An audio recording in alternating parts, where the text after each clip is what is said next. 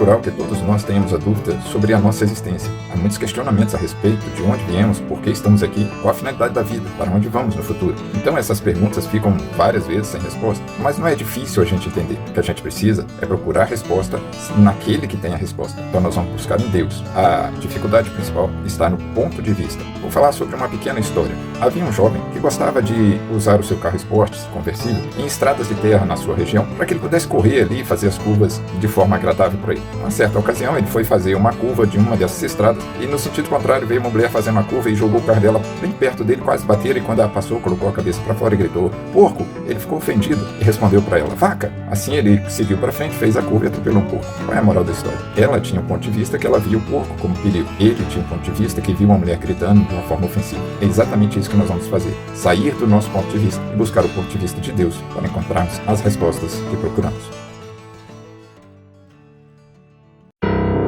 Se perguntarmos quantos tipos de seres vivos existem, responderemos naturalmente 3: homens, animais e vegetais. Mas essa é uma visão humana da criação dos seres vivos. Precisamos pensar sobre a criação dos seres vivos pela ótica de Deus. Pela ótica de Deus, quantos seres vivos existem? Também 3, mas diferente: anjos, animais vegetais e homens. Vamos considerar. Os anjos são seres criados sem corpo físico, são espírito, e sendo assim são imortais. Já os animais e as plantas, eles possuem corpo físico, porém não possuem espírito. Então quando morre uma planta, ou quando morre uma minhoca, eles não vão nem para o céu nem para o inferno, eles caem na terra e viram adubo. Já o terceiro ser vivo que existe é o homem, criado à imagem e semelhança de Deus. O homem sim possui corpo físico e espírito. Assim como os anjos, eles têm um espírito imortal, e assim como os animais, eles morrem e possuem corpo. Então esses são os 3 seres vivos, mas isso tem implicações na imortalidade. O homem é ou não é imortal? Vamos entender isso para frente.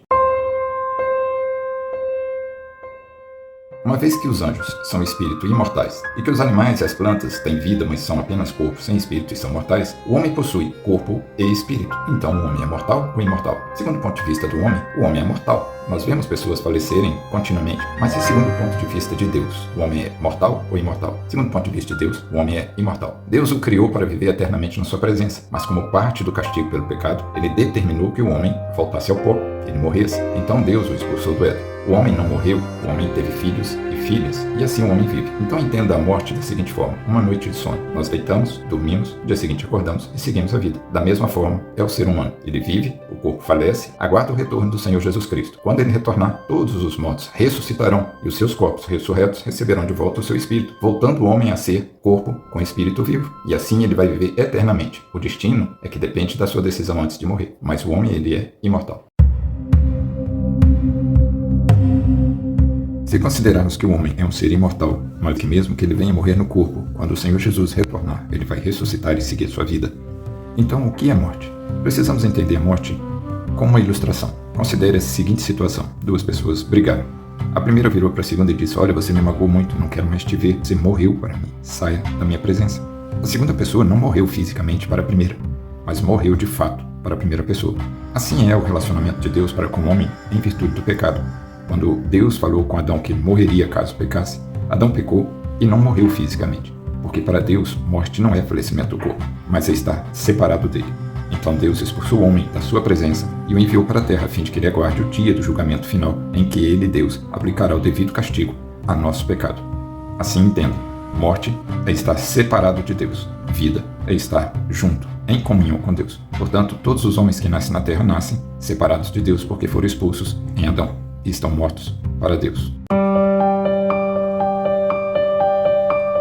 Ao pecar, Adão foi expulso da presença de Deus e enviado para a terra. Então é importante que nós entendamos o conceito de pecado. O que é pecado? Pecado não é a coisa que você faz, mas a desobediência à vontade de Deus. Quando Deus determinou que ele não comesse o fruto proibido, ele pecou, não porque comeu o fruto, mas porque desobedeceu. Assim, quando Deus estabeleceu os 10 mandamentos, não matarás, não roubarás e outros, a pessoa não peca porque rouba, porque mata, ela peca porque Deus determinou: não roube, não mate. A ordem de Deus ela deve ser cumprida, tanto quanto ele proíbe, quanto quando ele obriga a pessoa a fazer algo. Por exemplo, o rei Saul foi obrigado a invadir o povo vizinho e matar a todos, mas desobedecendo a Deus, ele poupou o gado e as mulheres. Nisso ele pecou contra Deus porque desobedeceu uma ordem de Deus e o reino foi tirado dele e passado a Davi. Portanto, é importante que se entenda o conceito de pecado. A essência do pecado está na desobediência à vontade de Deus. Assim, existem pecados que estão escritos no decálogo dos 10 mandamentos, mas também há pecados que não estão escritos, como amar o meu próximo. Se eu não amo, Eu peco porque esta é a vontade de Deus. É quase um consenso comum entre todos os homens de que ele possui o livre-arbítrio. Mas o que é o livre-arbítrio? O livre-arbítrio é a capacidade que Deus deu ao homem ao criá-lo, de um homem livremente escolher obedecer a Deus ou não obedecê-lo. Mas essa capacidade foi corrompida com o pecado. Quando Adão pecou e Deus o expulsou da sua presença, ele o enviou para a terra e retirou do homem essa capacidade de escolher fazer a vontade de Deus. A partir de então, o homem continua tendo a liberdade de escolha, mas já não mais o desejo de fazer a vontade de Deus. Deus entregou o governo deste mundo nas mãos de Satanás. Por isso, o Senhor Jesus chama Satanás de o príncipe deste mundo. Assim, o homem tem liberdade de fazer escolha, mas jamais ele escolhe fazer a vontade de Deus se ele não for movido pelo próprio Espírito Santo para essa escolha voluntária. Suas escolhas serão sempre satisfazer seus desejos pessoais e a vontade de Satanás. Então, a capacidade do homem de livre-arbítrio foi retirada dele quando Adão pecou. Hoje, o homem tem a liberdade de escolha, que é chamada livre-agência, uma escolha que exclui fazer a vontade de Deus voluntariamente. Quando Deus concluiu a criação do universo, na Terra ele criou um local conhecido como Jardim do Éden. Ali ele criou o homem, a sua maior criação, feito à imagem e semelhança de Deus. Adão e Eva foram colocados ali para viverem na presença de Deus e foram criados imortais. Deus chamou Adão e lhe disse: "Tá vendo todo esse jardim, Adão? É para você cuidar, cultivar, comer dele e viver em paz aqui na minha presença. Mas no centro do jardim tem uma árvore que dá o conhecimento do bem e do mal. Dela não coma, porque no dia em que dela comeres, certamente morrerás." Pouco tempo, serpente, Satanás, na figura de uma cobra, se apresentou a Eva e lhe perguntou: "É verdade que vocês podem comer de todas as árvores do jardim?" Eva lhe respondeu: "De todas as árvores não podemos comer. Podemos comer de todas, menos da árvore que dá o conhecimento do bem e do mal, porque o Senhor diz que se comermos dela, certamente morreremos." Satanás então astutamente disse a Eva: "É certo que não morrereis. Esta árvore dá o conhecimento do bem e do mal, e Deus não quer que vocês sejam como ele, conhecedores do bem e do mal, mas não morrerão." Satanás sabia que o homem foi criado imortal, por isso ele falou isso. Eva creu na palavra de Satanás, achou agradável o fruto e provou do fruto usando seu livre-arbítrio e escolheu desobedecer a Deus e obedecer à serpente. Após Eva tomar do fruto que Deus proibira e o comer, Adão também, usando seu livre-arbítrio, decidiu provar do fruto de forma rebelde à ordem de Deus. É importante que se considere a seguinte situação: se Deus falou que se eles comessem, eles morreriam, e a serpente falou que se eles comessem, eles não morreriam, então, se Deus falou a verdade, significa que a serpente mentiu. Se a serpente falou a verdade, significa que Deus mentiu. Assim, Adão e Eva escolheram acreditar na serpente. Logo, eles disseram: "Deus mentiu. Deus é mentiroso." Diante dessa decisão de ambos, Deus, sendo Deus, não pode voltar atrás em sua palavra, porque ele é reto e justo. Então ele precisaria aplicar a sentença de morte sobre o homem. Assim como em um tribunal, o Senhor sentenciou a punição de morte para o homem. Quando Deus condenou Adão e Eva à morte pelo pecado, ele não condenou apenas um casal de homens, mas toda a humanidade representada por eles e que viria a nascer a partir deles. Uma vez que Deus sentenciou a condenação à morte e considerando que para Deus morte não é falecimento do corpo, mas é o homem estar separado dele, então o homem deveria ser expulso da presença de Deus para sempre. O único local no mundo criado por Deus em que o homem ficará eternamente separado de Deus é o inferno. O homem deveria sair da presença de Deus e imediatamente ser enviado ao inferno. Toda a humanidade foi nesse ato condenada ao inferno. Deus, porém, demonstrando amor e misericórdia, não enviou Adão e Eva direto ao inferno, mas para a terra, onde aguardariam o tempo apropriado para definitivamente ser enviado para seu ambiente de castigo eterno. A presença do homem na terra, porém, seria diferente da sua presença no Éden, e isso nós vamos ver a seguir. Por ter pecado, o homem morreu para Deus e foi expulso da sua presença para a terra. O homem escolheu obedecer a Satanás no Éden ao provar do fruto, chamando a Deus de mentiroso. Por isso o Senhor entregou o governo da terra a Satanás, para que a vontade do homem ficasse sujeito a ele, e o obedecesse e experimentasse quão ruim, quão mal, quão triste é estar sob o governo do pecado. A partir de então foi retirada do homem sua capacidade de desejar fazer a vontade de Deus livremente, seu livre-arbítrio, e ele passou a desejar e escolher fazer as próprias vontades e a obedecer a Satanás. Na terra o homem vive em uma escravidão da vontade do pecado, e não consegue mais não pecar. Assim o homem conheceu várias outras coisas ruins que ele não conhecia na presença de Deus, porque a natureza foi afetada pela corrupção do seu pecado, tais como calamidades naturais, doenças, envelhecimento, dores, animais ferozes e peçonhentos, violência, corrupção, injustiça, inveja, depressão, solidão, abandono, fome, tristezas e, por fim, a morte do próprio corpo. Ele viverá esse mal até o dia da sua morte, quando então receberá o destino definitivo de sua vida ou morte eterna. Por pior que tudo isso pareça, é a melhor coisa que poderia ter acontecido ao homem, pois há uma providência a ser revelada por trás desse castigo.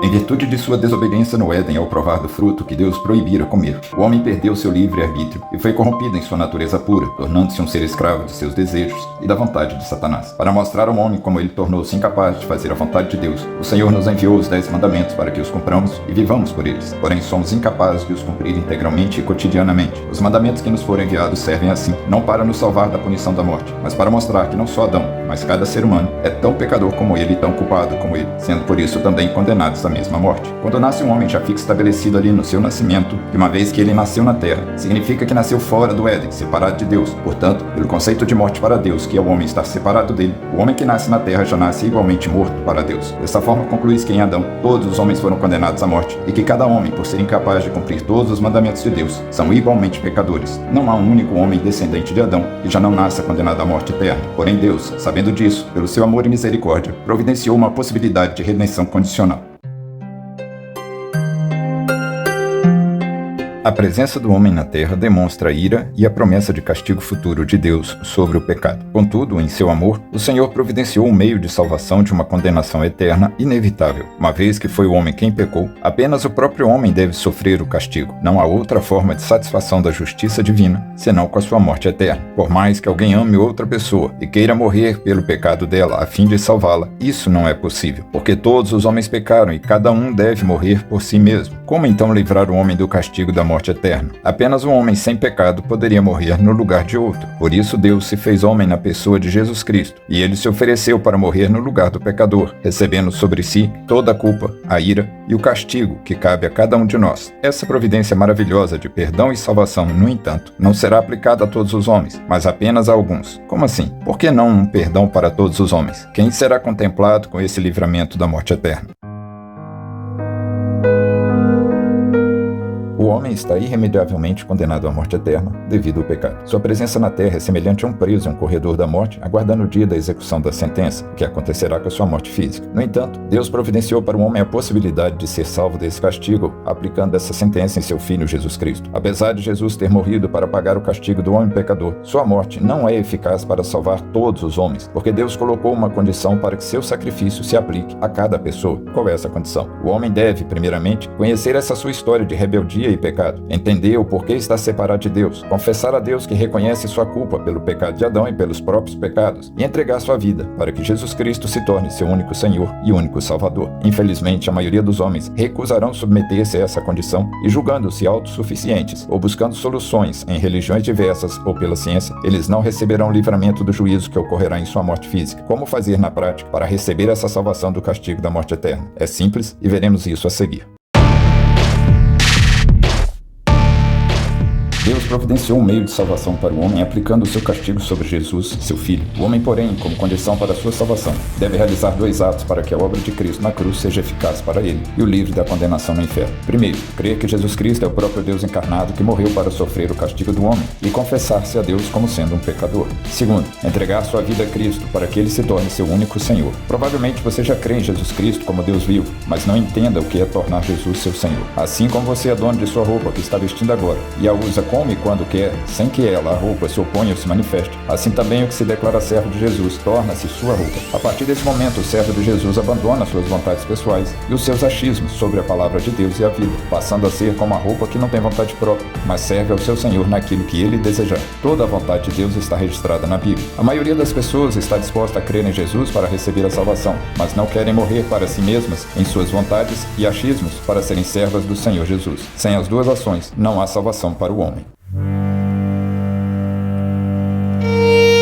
A morte de Jesus na cruz tem o propósito de salvar o homem de uma condenação eterna no inferno. Mas como, na prática, essa salvação é aplicada ao homem? Para que sua morte surta efeito sobre a vida de uma pessoa, essa pessoa deve fazer algumas coisas. Crer que Jesus Cristo é Deus que se encarnou e morreu para satisfazer a justiça divina. Crer que ele ressuscitou e voltará para julgar os homens. Confessar-se pecador e pedir perdão a Deus. Entregar sua vida para que Jesus passe a ser seu único Senhor. Pelo conceito de morte para Deus, o homem morreu quando foi separado dele ao ser expulso do Éden na pessoa de Adão. Ao serem destinados para a terra, todos os homens foram separados de Deus, por isso todos morreram. A salvação salvação do homem ocorre na prática nesse ato de fé, confissão e entrega da vida ao senhorio de Jesus. Porque nesse instante, Deus envia seu Espírito Santo para habitar dentro dessa pessoa, sendo o Espírito Santo o próprio Deus. Então esse homem que antes estava morto por estar separado de Deus, passa a não estar mais separado, mas vivendo junto com Deus na terra, em plena comunhão com Deus na pessoa do Espírito Santo. Esse homem que antes estava morto, agora nasceu de novo para Deus. Os demais homens que não creem e não entregam suas vidas a Cristo, continuam separados de Deus na terra. Por isso continuam mortos, aguardando o dia de serem enviados ao destino de seu castigo eterno, no inferno.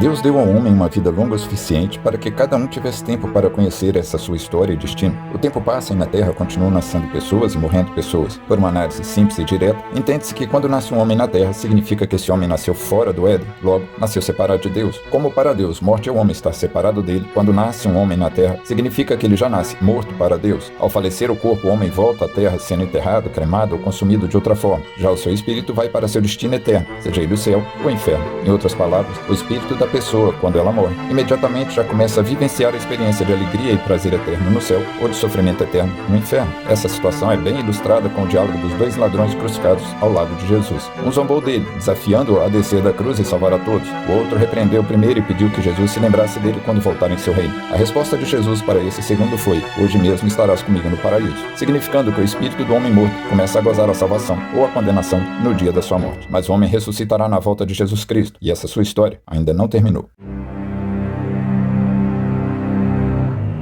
A volta de Jesus é anunciada na Escritura Sagrada e esperada pelos cristãos do mundo. Com o retorno de Jesus, todos os mortos ressuscitarão. Seus espíritos retornarão do céu e do inferno para habitar seus corpos ressuscitados. A natureza imortal da sua criação é devolvida ao homem nesse corpo. Todos os homens se apresentarão para o chamado juízo final, momento em que Deus destinará cada um para o céu ou inferno, definitivamente. Os que estavam vivos para Deus na terra, por terem recebido o Espírito Santo, serão destinados em corpo e alma para o céu. Os que estavam mortos para Deus na terra, por terem se recusado a crer, confessar e entregar suas vidas a Jesus, serão destinados em corpo e alma para o lago de fogo, juntamente com Satanás e seus demônios. Por misericórdia, o Senhor não enviou o homem direto do Éden para o inferno. Antes concedeu a ele anos de vida na terra, para entender sua história de pecado e se arrepender. Enviou vários profetas, produziu as Escrituras, sustentou a natureza produzindo alimentos para ele. Por fim, veio pessoalmente na pessoa de Jesus para morrer em seu lugar a fim de livrá-lo da condenação do inferno. Se com tudo isso o homem ainda se mantém rebelde a Deus, não há mais o que fazer por ele. É chegado o momento de Deus cumprir em cada um a sentença de morte eterna anunciada a Adão. O tempo da oportunidade de escapar dessa condenação é hoje, enquanto o homem vive aqui na terra. Como se faz para tornar essa promessa de salvação uma realidade em minha vida?